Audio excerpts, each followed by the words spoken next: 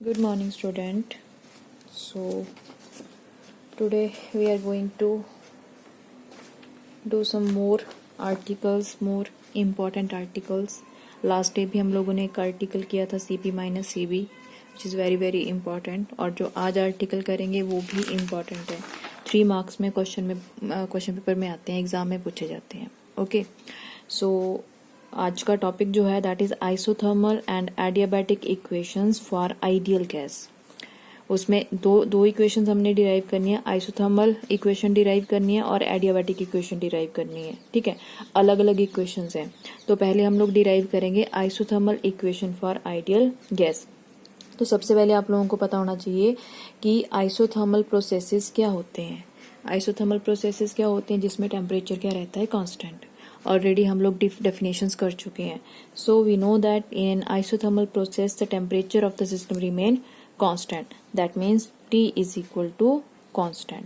Temperature constant है, so dt is equal to 0.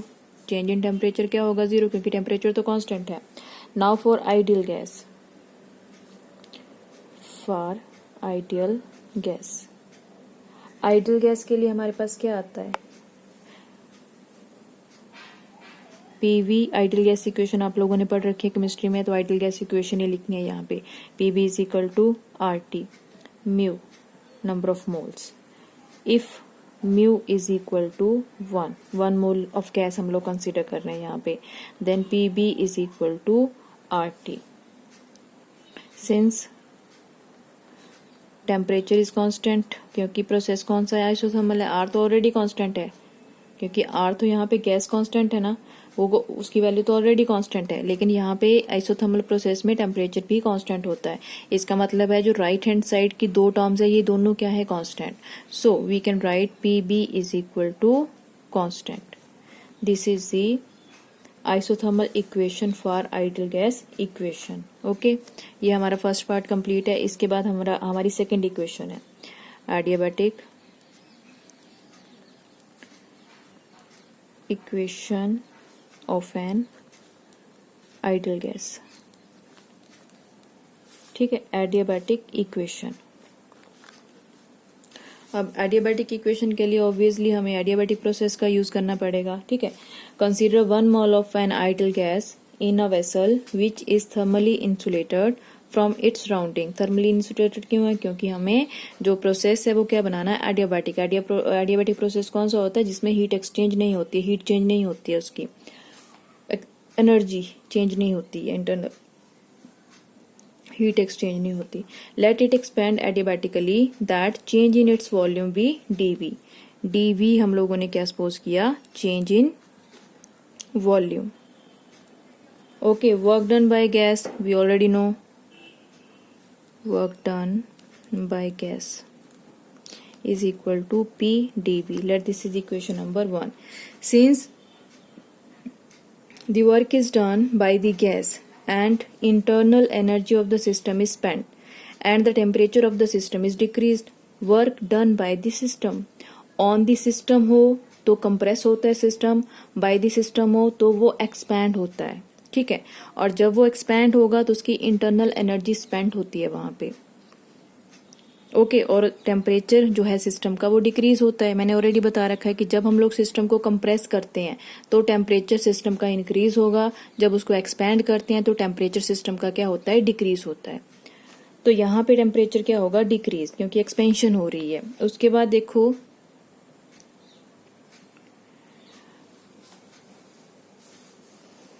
Relation, कौन से रिलेशन से हम लोग वो वैल्यू निकाल सकते हैं, change in energy du is equal to mu CB dt. ये मैंने अभी जो कल टॉपिक करवाया था उसमें मैंने समझाया था कि ये टर्म कहाँ से आई है. ठीक है,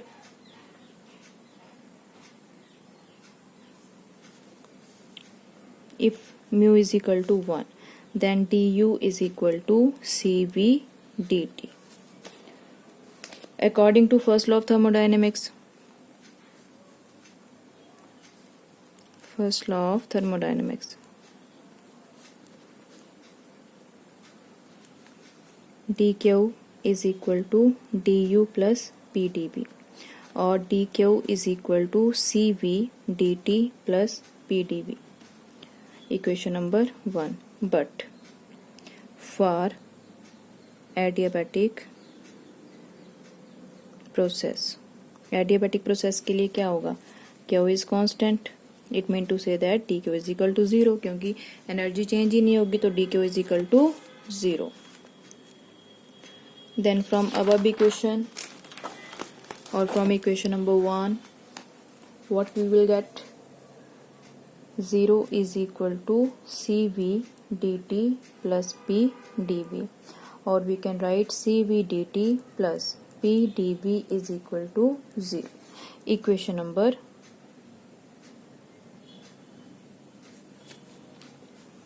3. Now for ideal gas. Ideal gas के लिए Pb is equal to RT. Differentiating both side.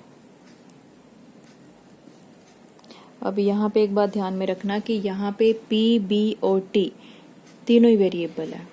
Adiabatic process में वेरिएबल होते हैं ना, हीट एक्सचेंज नहीं होती है, एनर्जी कांस्टेंट होती है, लेकिन प्रेशर, वॉल्यूम और टेम्परेचर चेंज होते हैं. तो यहाँ पे ये तीनों ही वेरिएबल हैं. आर कांस्टेंट है तो तीनों की डिफरेंशिएशन होगी. जो लेफ्ट हैंड साइड हमारे पास दो टर्म है, इनकी डिफरेंशिएशन होगी बाय पार्ट्स. कैसे होगी देखो. First function as it is, differentiation of second. D v यहाँ पे शो कर रहा है कि इसकी डिफरेंशिएशन हो रही है, plus differentiation of first second as it is, ये इसकी डिफरेंशिएशन होगी by part, is equal to R constant है, टी की differentiation D T. So P dV plus V dP is equal to R dt, और P dV plus V dP over R is equal to dt. ठीक है. Now put this value of dt in equation number 3. Now put this value of dt in equation number 3. थोड़ा सा article आपको difficult लगेगा but करना पड़ेगा, क्योंकि 3 marks में एग्जाम में आता है और इसमें स्टेप बाय स्टेप आप लोगों ने याद रखना है. ठीक है. Put this value in equation number 3.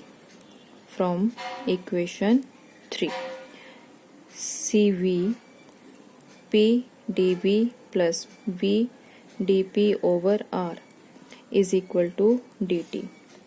So CV P dV plus CV V dP is equal to R dt. ठीक है. 0, सॉरी यहाँ तो 0 है, plus P dV is equal to 0 plus P dV is equal to 0. ये आ जाएगा पूरा आपका. ठीक है. अभी R इसको अपॉन में ही आएगा. So CV P dV plus CV V dP plus R P dV is equal to 0. R पहले मैंने एलसीएम लिया है, उसके बाद R को 0 से मल्टीप्लाई करके वो सारी टर्म हमारी क्या होगी, 0. नाउ वी नो, हमें पता है क्या चीज़ कि R किसके इक्वल होता है, CP minus CV. Put this value of R in this equation. Then we get CV P dV plus CV V dP plus CP minus CV P dV is equal to 0. CV P dV plus CV V dP plus CP P dV minus CV P dV is equal to 0. Brackets open किए. अब देखो यहाँ से कौन सी value cut हो जाएगी, ये value cancel out हो जाएगी, सेम है.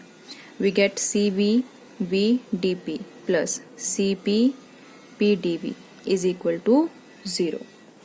ओके. मैंने पहले बता दिया कि थोड़ा डिफिकल्ट आर्टिकल है, आपको याद रखने पड़ेंगे, सारे स्टेप्स याद रखने पड़ेंगे, तभी आर्टिकल डिराइव होगा, अदरवाइज नहीं होगा. अब नेक्स्ट हमारा जो स्टेप है वो क्या है, यहाँ पे हम लोगों ने इसको डिवाइड करना. जो हमारे पास इक्वेशन आ गई ना, CV VDP plus CP PDV is equal to 0, इसको डिवाइड करना आपने. किससे डिवाइड करना है, डिवाइड बाय CV PV, इस फैक्टर से डिवाइड करना है दोनों टर्म्स को. Then we get C V V D P over C V P V plus C P D we over C P V is equal to 0। तो क्या क्या cancel out हो जाएगा, सी वी कैंसिल आउट हो जाएगा, यहाँ पे वी कैंसिल आउट हो जाएगा, remaining D P over P, D P over P plus साथ में पी कैंसिल आउट हो जाएगा, यहाँ पे C P over C P over C V into D we over we is equal to 0। ठीक है, put C P over C V is equal to gamma, that is the ratio of specific heat capacities. ठीक है, इसको हम लोग gamma के equal put कर रहे हैं, then we get D P over P is equal to gamma D we over D is equal to 0। Okay, यहाँ तक क्लियर हो गया होगा, होप सो। अब सामने नहीं हो आप लोग कि मैं पूछ लूँ कि बच्चों समझ आ गया आप लोगों को। फिर भी अगर नहीं समझ आया कोई भी पॉइंट, कोई भी स्टेप, तो आप लोग मुझे कॉल कर सकते हो, मैसेज कर सकते हो पूछने के लिए। ठीक है, अब देखो नेक्स्ट स्टेप में हम लोगों ने क्या करना, अब integrating on both side, integrating on both side, integration of d P over P plus integration of gamma outside लिख लो d we over we is equal to integration of 0। ये वैसे लिख रही हूँ, लिखना नहीं आप लोगों ने, लेकिन जब 0 की इंटीग्रेशन हम लोग करेंगे तो वहां पे कोई कांस्टेंट आ जाएगा, छोड़ देती हूँ, आप लोगों ने लिख देना, that is equal to constant, direct constant लिख देती हूँ। So D P over P, इसकी इंटीग्रेशन क्या हो जाती है, आपको बताया था मैंने, डी एक्स ओवर एक्स की इंटीग्रेशन क्या होती है, log x। तो यहाँ पे भी क्या आएगा, log p plus gamma log v is equal to constant. So log p plus log v gamma is equal to constant. ये हमारे पास होता है m log n, एक फॉर्मूला है, m log n को हम लोग कैसे लिख सकते हैं, log n raise to power m, मतलब जो मल्टीप्लीकेशन में है वो इसकी पावर में लिख सकते हैं हम लोग, वही फॉर्मूला हम लोगों ने यहाँ पे यूज किया है। ठीक है, then next is log p plus log p v gamma is equal to constant. यहाँ पे फिर से फॉर्मूला यूज हुआ एक, log m minus log n किसके इक्वल होता है, ये log प्लस m n इसके इक्वल होता है, इसके इक्वल हम लोग लिख सकते हैं log की टर्म को। तो log p plus log v raise to power gamma, we can write it as log p v gamma. Now taking exponential on both side, taking exponential on both side, left hand side exponential के साथ log cancel out हो जाएगा, so we get P V gamma is equal to, इस side exponential का constant आ जाएगा power में, तो वो पूरी टर्म क्या हो जाएगी, constant. So we can write it as constant. This is adiabatic equation for ideal gas, a very very important. ठीक है, शो करने के लिए भी आ जाता है कि show that P V gamma is equal to constant, या फिर आपको प्रूव करने के लिए आ सकता है, डिराइव करने के लिए आ सकता है कि derive adiabatic equation for ideal gas, तब भी आप लोगों ने यही डिराइव करना है। ठीक है, तो इसको 3-4 बार आर्टिकल को करके देखना, ये तब आर्टिकल समझ आएगा। अगर आप ऐसे रीड करके इसको समझने की कोशिश करोगे, ये नहीं समझ आएगा, इसमें बहुत सारी टर्म यूज की हुई है। ठीक है, तो करके देखो, नहीं समझ आता तो फिर से वीडियो देखो, फिर भी नहीं समझ आता तो आप मेरे को पूछ सकते हो। इसके बाद नेक्स्ट हमारा टॉपिक है, आगे वाले दोनों टॉपिक इजी हैं, work done during isothermal processes, एक ये टॉपिक है हमारा। इसमें वर्क डन हमने करना है आइसोथर्मल प्रोसेस में और एडियाबैटिक प्रोसेस में। ठीक है,